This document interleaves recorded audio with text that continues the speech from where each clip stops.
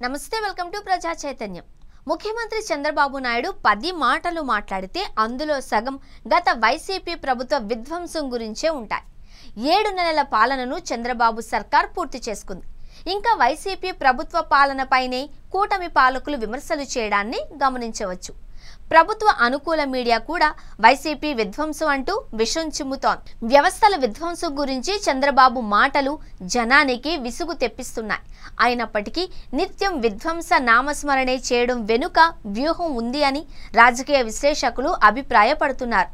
ఈ దఫా ఎన్నికల్లో వైసీపీ ఘోర పరాజయం పొందింది। కేవలం 11 ఎమ్మెల్యే సీట్లకే ఆ పార్టీ పరిమితమైంది। కనీసం ప్రతిపక్ష హోదా కూడా దక్కించుకోలేని పరిస్థితి। అయితే వైసీపీ రాజకీయంగా ఇక లేవదన్న భరోసా చంద్రబాబులో లేదు। వైసీపీకి 11 ఎమ్మెల్యే 4 ఎంపీ సీట్లు మాత్రమే రావడం కంటే ఆ పార్టీ సాధించిన 40% ఓట్లే చంద్రబాబును ఎక్కువగా భయపెడుతున్నాయి।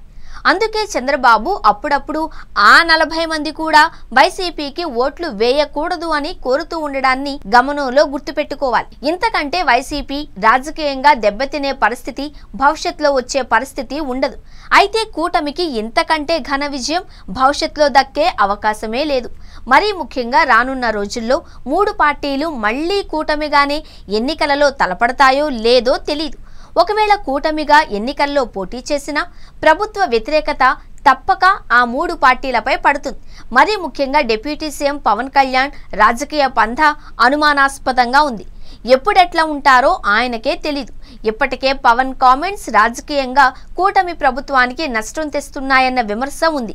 ఈ నేపథ్యంలో పదే పదే వైసీపీ పాలన విధ్వంసం సృష్టించిందనే విమర్శలు చేయడం ద్వారా ఆ పార్టీ అంటే జనంలో భయాన్ని నాటుకునేలా చేసే వ్యూహం చంద్రబాబుది।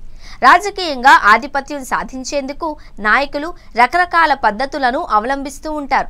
చంద్రబాబు గత ప్రభుత్వ విధ్వంస పాలననే ప్రధానంగా నమ్ముకున్నట్టున్నారు। అలాగే 40% వైసీపీ ఓటు బ్యాంక్ ఆయన్ను వెంటాడుతోంది।